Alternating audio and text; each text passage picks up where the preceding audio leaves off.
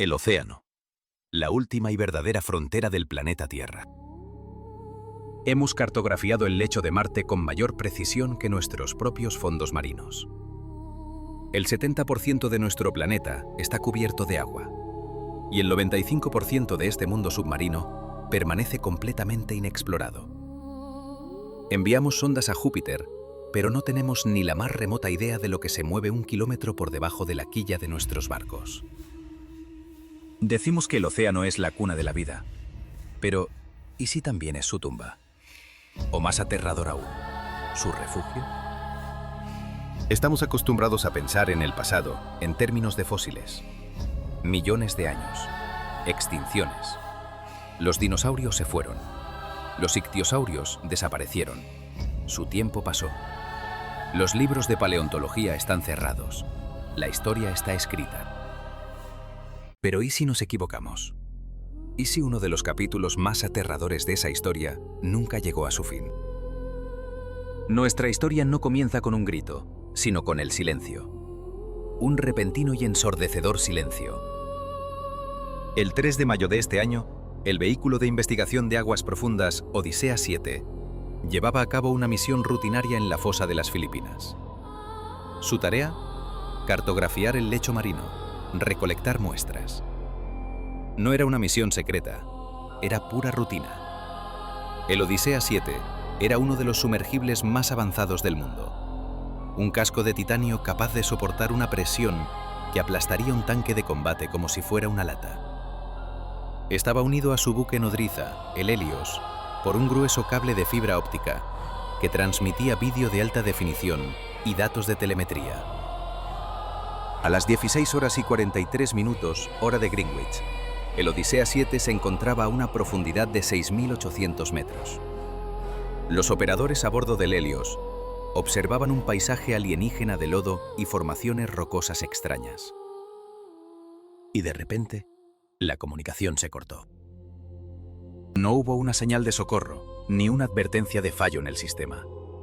El cable, diseñado para soportar toneladas de tensión, simplemente se partió, como si hubiera sido cortado. El caos se apoderó del Helios. Perder un vehículo valorado en $40 millones es una catástrofe, pero perderlo así era imposible. La tripulación inició de inmediato los procedimientos de emergencia. Rastrearon la superficie durante horas, esperando que el Odisea hubiera soltado lastre y emergido. Nada. Peinaron las profundidades con el sonar. Nada. El sumergible, de varias toneladas de peso, se había desvanecido, como si nunca hubiera existido. Durante 2 semanas, el mundo siguió la operación de rescate. No arrojó ningún resultado. El Odisea 7 fue declarado oficialmente perdido. Una tragedia, un fallo técnico. La presión del océano había vencido. Esa fue la versión oficial. Pero en centros de datos, lejos de las cámaras de la prensa, los especialistas en ciberseguridad intentaban recuperar el último paquete de datos que el Odisea logró enviar, 1 milisegundo antes de que se cortara el enlace. La mayor parte de la información estaba corrupta. Ruido blanco, estática. En el corazón de ese silencio digital, en el fantasma de una señal perdida, no yace una respuesta, sino una pregunta mucho más antigua y profunda. ¿Qué secretos se niega el océano a desvelar? Pero un único fragmento, sobrevivió. No era una grabación de vídeo, era un archivo de sonido. La cinta del hidrófono del sumergible. 2 segundos. 2 segundos de absoluto terror. Primero, un rugido de baja frecuencia. A continuación, un sonido que ningún ingeniero en la superficie pudo identificar. No era el chirrido del metal. No era el crujido del casco cediendo la presión. Era un chasquido húmedo, orgánico. El sonido de una fuerza monstruosa quebrando algo sólido. E inmediatamente después, el latigazo seco de un cable al romperse. Pero eso no fue lo más aterrador. Lo más aterrador fue la última imagen del sonar. El sonar del Odisea operaba en un modo de barrido de 360 grados. Un segundo antes de perder el contacto, registró un objeto. Un objeto que no debería haber estado allí. Se aproximaba al vehículo a una velocidad increíble. El análisis informático reveló que no se trataba de un submarino ni de una formación geológica. El programa lo etiquetó como biológico. Cuando los operadores introdujeron los datos en el software de simulación para estimar su tamaño, el sistema devolvió un error. Lo intentaron de nuevo, y de nuevo un error. Los datos eran imposibles. La longitud del objeto, según el último pulso del sonar, era de 23 metros. El tamaño de una ballena azul. Pero no era una ballena.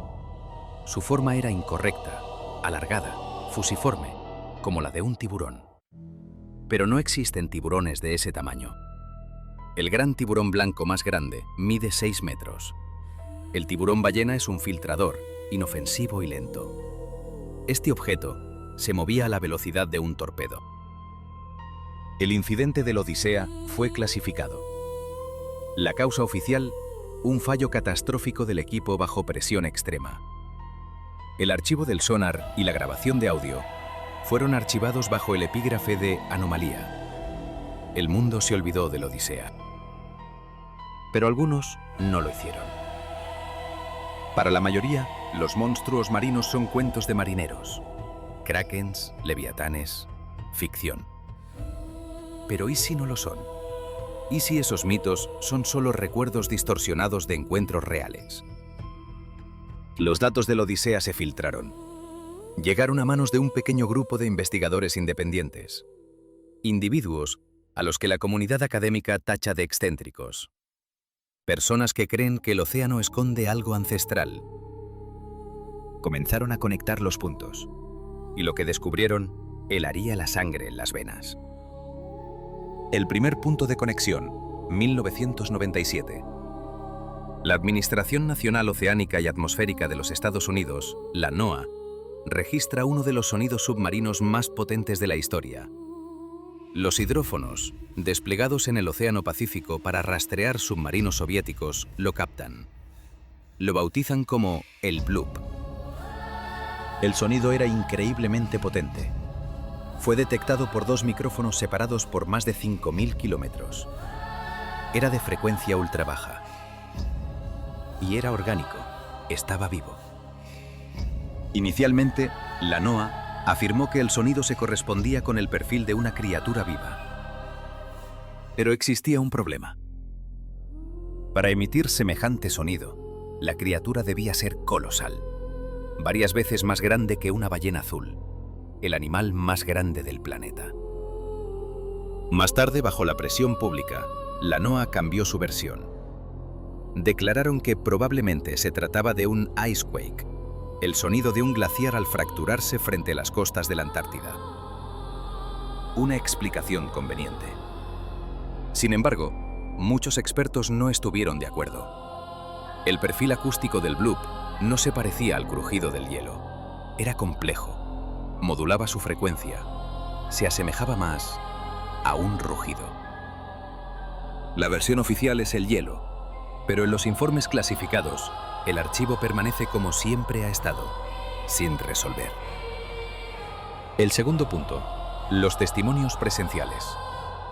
Solemos descartarlos como folclore marino, pero ¿y si los observáramos no como cuentos, sino como informes? Casi todas las culturas marítimas tienen leyendas sobre un leviatán abisal. Pero una imagen se repite con una frecuencia inquietante. Un tiburón gigante. Un demonio negro, devorador de ballenas. En 1918, frente a las costas de Australia, un grupo de pescadores de langostas informó de un encuentro con un tiburón de tamaño inimaginable. Afirmaron que medía no menos de 30 metros de eslora. Estaban tan aterrorizados que se negaron a hacerse a la mar durante semanas. Nadie les creyó. En 1954, el navío australiano Rachel Cohen regresó a puerto con graves daños tras una tormenta. Al ser llevado a dique seco, los operarios descubrieron algo espeluznante incrustado en el casco. 17 dientes gigantescos clavados en la madera. formaban un semicírculo de casi 2 metros de diámetro. Nunca se realizó un análisis. El capitán simplemente los arrancó y se los quedó como recuerdo. Más tarde se perdieron. 2 metros. El diámetro de una mordedura. La del gran tiburón blanco más grande apenas alcanza el medio metro. Folclore, rumores, datos sin confirmar. Es fácil descartarlo todo. Hasta que aparece el tercer punto, el más importante. Hace 4 meses. Una playa en una remota región de Chile. El cadáver de una ballena azul aparece en la orilla.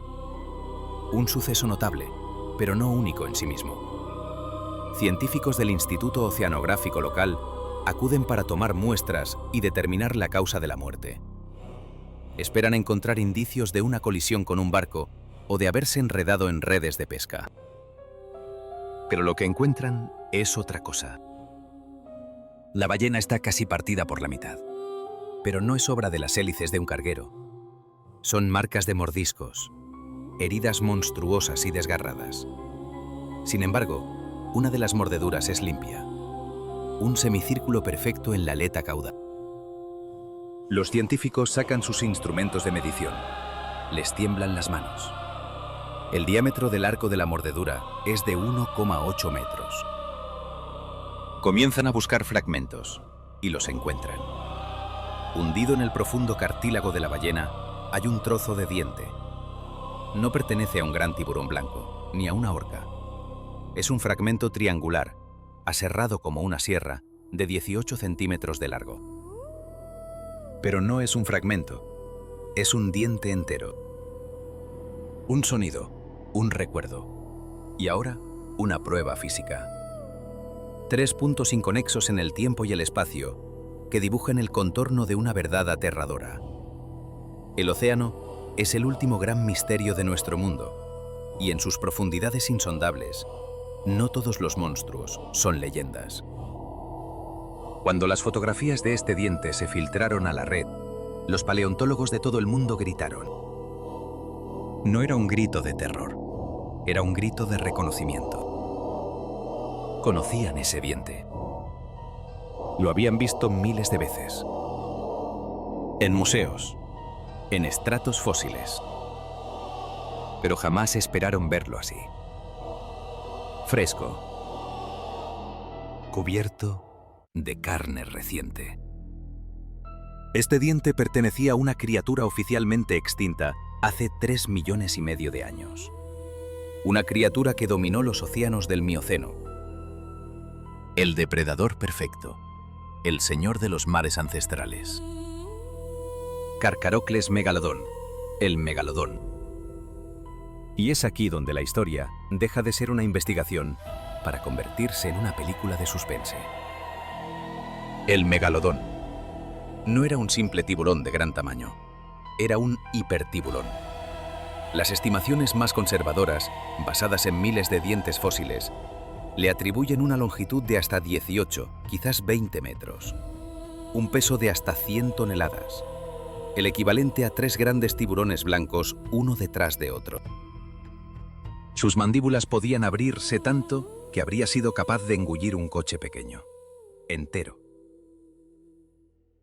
En cuanto a la fuerza de su mordida, digamos que a su lado, el Tyrannosaurus Rex parecería inofensivo. Y ahora, el diente de esta criatura aparece en el interior de un cachalote moderno.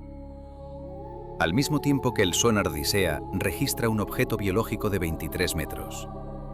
Al mismo tiempo que el bloop emite su inexplicable rugido desde las profundidades. Las piezas encajaron. Y la imagen que formaron no era simplemente aterradora. Era imposible. La comunidad científica estalló. Había comenzado una guerra. Por un lado, la paleontología oficial. El megalodón está muerto, es una ley. No pudo sobrevivir. Los océanos se enfriaron. Sus presas principales, las ballenas primitivas, evolucionaron o se extinguieron. No pudo adaptarse. El diente hallado es un subfósil, un diente antiguo, arrastrado por las corrientes oceánicas, que se alojó por azar en el cadáver de una ballena. La mordedura, daños post-mortem causados por un banco de tiburones comunes. El sonar Odisea, un fallo en el equipo. El bloop, el crujido del hielo. Fin de la historia. Pero el otro bando, formado por investigadores a los que llamaban excéntricos, no se rindió. ¿Un subfósil? El diente estaba cubierto de esmalte no mineralizado. Estaba fresco. Los análisis revelaron que su edad no era de millones de años, sino de semanas. ¿Un banco de tiburones? Ningún grupo podría dejar una marca tan limpia y masiva. Y ningún tiburón conocido posee dientes de esa morfología. ¿Un fallo del sonar? El Odisea era el aparato más fiable del mundo. ¿Hielo? El perfil acústico no coincidía. Propusieron una teoría. Una teoría tan audaz que a su autor casi le cuesta su carrera académica. Era la hipótesis del refugio abisal. ¿Y si el megalodón no se extinguió? ¿Y si simplemente se retiró? Cuando la superficie del océano comenzó a enfriarse, este gigante, que necesitaba ingentes cantidades de calor y alimento, se enfrentó a una elección: morir o adaptarse. Siempre pensamos que eligió la muerte. Pero, ¿y si eligió la adaptación? ¿Y si descendió hacia las profundidades? En la profundidad de la zona crepuscular y la llanura abisal, la temperatura, paradójicamente, se estabiliza. En las proximidades de las fuentes hidrotermales puede llegar a ser incluso elevada. ¿Pero de qué podría alimentarse? Apenas tenemos idea de lo que habita allá abajo. Descubrimos nuevas especies cada día. Sabemos que es el dominio de calamares gigantes. Sabemos que los cachalotes descienden a esas profundidades para cazar. ¿Y si el megalodón simplemente hubiera cambiado de dieta? ¿Y si hubiera dejado de cazar cerca de la superficie para acechar a presas diferentes en la oscuridad perpetua? Durante millones de años, habría evolucionado en un aislamiento casi absoluto, oculto bajo varios kilómetros de agua. ¿Un vestigio viviente? ¿Un fósil viviente que en realidad nunca se fosilizó? Esta idea lo explicaría todo. Su extrema rareza, la ausencia de cadáveres, pues en los ecosistemas de aguas profundas nada se desperdicia, todo es devorado. Explicaría el bloop, el sonido de una llamada territorial titánica que resonó a través de todo el océano. Explicaría la mordedura en el cachalote, quizás una incursión excepcional a la superficie, un error o un acto de desesperación. Y explicaría el destino del Odiseo 7. La nave había invadido su territorio. Emitía sonidos, proyectaba luces. Y el depredador, que durante millones de años no había encontrado rival, reaccionó. No se limitó a atacar. Investigó de la única manera que conocía, con sus mandíbulas. La teoría era fascinante y era también absolutamente indemostrable. Un callejón sin salida perfecto. El mundo académico exigía pruebas. Los entusiastas exigían reconocimiento. El debate había llegado a un punto muerto. Y habría permanecido como un mero tema para programas de misterio, de no ser por un avance inesperado. Un avance que no provino de la oceanografía, sino de la inteligencia militar. Durante décadas, la Armada de los Estados Unidos había escuchado el océano con su sistema SOSUS, una red de hidrófonos submarinos. La mayor parte de esos datos permanecía clasificada, pero con el fin de la Guerra Fría, algunos archivos fueron discretamente desclasificados. Un grupo de estudiantes de posgrado que trabajaban en una tesis sobre la migración de las ballenas obtuvo acceso a dichos archivos. Buscaban los cantos de las ballenas azules. Procesaron petabytes de datos a través de sus algoritmos de análisis. Y el algoritmo falló. Se topó con una serie de sonidos que no pudo clasificar. No eran ballenas, no eran submarinos ni terremotos. Eran señales biológicas, de una frecuencia extremadamente baja. Pero lo más crucial es que no eran aleatorias. Formaban patrones, rutas.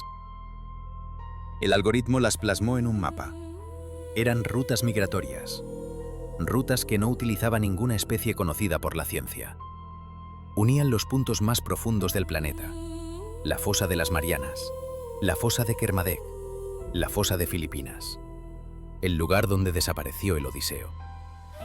Esas criaturas, fueran lo que fuesen, viajaban de una fosa ultraprofunda a otra. Usaban las simas oceánicas como nosotros usamos las autopistas. Y habían estado allí todo el tiempo, justo bajo nuestras narices. O más exactamente, bajo nuestras quillas. Un recordatorio de que en el mapa de nuestro propio mundo, los mayores territorios siguen en blanco, custodiados por una oscuridad que aún no hemos aprendido a comprender. Cuando los investigadores de posgrado cotejaron aquellas rutas migratorias con la fecha y el lugar de la desaparición de la Odisea, un escalofrío recorrió sus espaldas.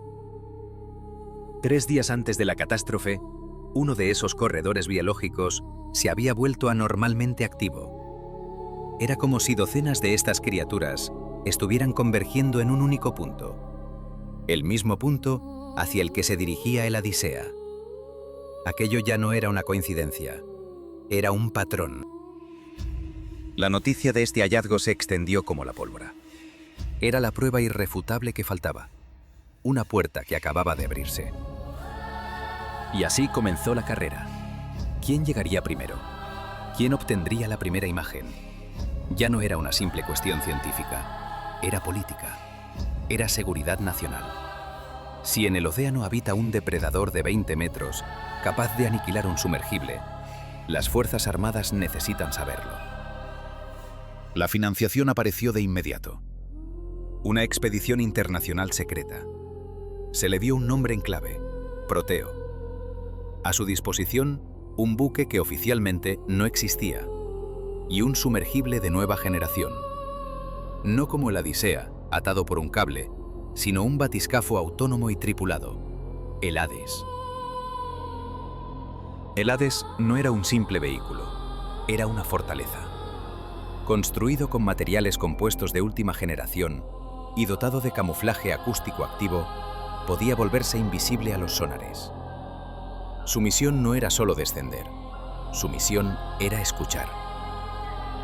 Hace 6 semanas, el Hades, con una tripulación de 3 miembros a bordo, inició su inmersión en el punto exacto donde la Odisea se perdió para siempre. El mundo contuvo la respiración.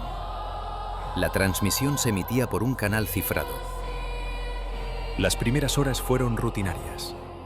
6.000 metros, 7.000, el fondo, limo, silencio. La tripulación inició un lento avance por el lecho marino, siguiendo la ruta que el Odisea nunca pudo completar. Activaron el sonar pasivo y se pusieron a escuchar. Pasaron 2 días. Nada. Solo el lejano rumor de la actividad tectónica. La presión psicológica era insoportable. 3 seres humanos, encerrados en una esfera de titanio, rodeados por kilómetros de agua y una oscuridad absoluta. Estaban a punto de abortar la misión. Y fue entonces cuando ocurrió. La comandante de la misión, la doctora Eva Rostova, lo describiría más tarde en su informe. Primero lo sentimos. No lo oímos, lo sentimos. El casco entero se estremeció con una frecuencia extremadamente baja, como si el motor de un navío colosal estuviera funcionando a nuestro lado. Pero estábamos en el fondo. Allí no había navíos. El técnico de acústica revisó los sensores. Señora, tenemos contacto. Algo grande. En la pantalla del sonar pasivo apareció una señal. Era débil, apenas perceptible, pero estaba ahí, y estaba en todas partes. Nos está acercando, dijo el técnico con la voz temblorosa. Está a nuestro alrededor. Encended los focos, potencia máxima, ordenó Rostova. Haces de luz, capaces de perforar 1 kilómetro de agua, rasgaron la oscuridad. No vieron nada. Solo la eterna suspensión de partículas. Nieve marina. No hay nada ahí fuera. El sensor falla. El sensor no falla, susurró el técnico de acústica. Es que está demasiado cerca. En la negrura infinita del abismo, la línea que separa al cazador de la presa se vuelve tan tenue como la luz que se atreven a proyectar. Y en ese silencio aplastante, la humanidad se enfrenta a una verdad incómoda. No somos los únicos que escuchamos en la oscuridad. Estaban más allá del foco. Y entonces, el sumergible se estremeció. Violentamente. Como empujado por un gigante invisible. Sonaron las alarmas de emergencia. ¿Qué ha sido eso? Nos ha tocado. Ha tocado el casco. Rostova se asomó al portillo de observación. Oscuridad. Y de repente, en esa negrura, algo eclipsó la luz de sus propios focos. Una sombra. No una simple sombra, la ausencia total de luz. Una masa colosal que se deslizó justo por encima de ellos. Era tan inmensa que la tripulación no la percibió como un ser vivo, sino como una alteración del propio paisaje. Como si una montaña navegase junto a ellos. «Sonar, deme los datos», gritó Rostova. En la pantalla aparecieron las cifras. Longitud 28 metros. Velocidad 15 nudos. Distancia 4 metros. No se limitó a pasar. Los estaba estudiando. Cámaras externas. Actívenlas todas. Las cámaras del AIDA estaban diseñadas para operar en condiciones de luz casi nula. Se encendieron. Y lo que vieron es el instante preciso en que los científicos dejaron de reír y comenzaron a gritar. En la pantalla no aparecía el tiburón entero, simplemente no cabía en el encuadre. La cámara orientada hacia arriba mostraba un vientre pálido, surcado por cicatrices, cicatrices cada una del tamaño de un ser humano. Y entonces giró. Por un instante, el haz de luz capturó un destello. Un ojo. No era el ojo negro y muerto de un gran tiburón blanco. Este estaba vivo, era inteligente y observaba. Tenía el tamaño de un plato y miraba directamente al objetivo. Y después abrió las fauces. La tripulación no lo vio, pero los sensores de presión registraron una caída abrupta. La criatura estaba probando el agua alrededor del sumergible. «Se aleja», dijo el técnico de acústica. «La señal se debilita». En el portillo brilló una última sombra. La cola, la aleta caudal. Era vertical, como la de un tiburón, y su altura estimada era de 4 metros. Batió una sola vez, y el AIDA fue arrojado con tal fuerza que la tripulación se hundió en sus asientos. Y luego, el silencio. Se había ido. La tripulación permanecía inmóvil, sentados en la oscuridad a 7000 metros bajo la superficie. Acababan de mirar a los ojos a una criatura que no debería existir. Un mito viviente. Un depredador que dominó los mares millones de años antes de que apareciera el primer ser humano. «Sáquennos de aquí», dijo finalmente Rostova. «Ahora mismo». El informe de la misión Proteus lo cambió todo. Ya no era una teoría, era un hecho. Carcharocles megalodón había sobrevivido. Habita en los rincones más profundos y oscuros de nuestro planeta. Y es aquí donde comienza el verdadero terror. No el terror cinematográfico de gritos y sangre, sino un horror silencioso, frío, existencial. La primera revelación. No estamos en la cima de la cadena alimentaria. Nunca lo hemos estado. Simplemente vivíamos en un piso diferente. Habitábamos el ático bañado por el sol, mientras que en el oscuro y anegado sótano residía el verdadero dueño de la casa. Y acabamos de llamar a su puerta. La segunda revelación. Todo lo que creíamos saber sobre la evolución y la extinción podría ser una mentira. El megalodón. Una especie de depredador de una escala inimaginable. Si una criatura así ha podido ocultarse de nosotros, ¿qué más acecha en la oscuridad? ¿Quién más? ¿Cuántas otras especies, consideradas extintas, simplemente aguardan? Pero el terror más profundo llegó con la tercera revelación.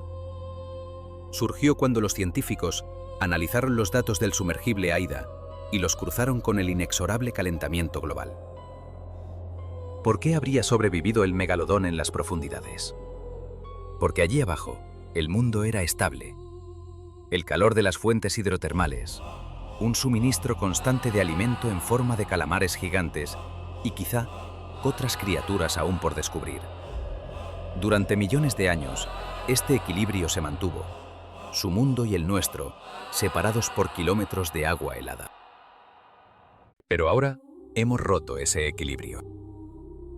El cambio climático no es solo el deshielo de los glaciares, es el calentamiento del océano. Calentamos su superficie, pero el calor y las corrientes se filtran hacia el abismo. Estamos alterando la temperatura de su hogar. Los lugares que fueron su refugio se vuelven inhóspitos. ¿Y qué hace un animal cuando su hogar se vuelve inhabitable? Busca uno nuevo. La mordedura en el cachalote de Chile. El ataque al sumergible ADS-87 en la superficie.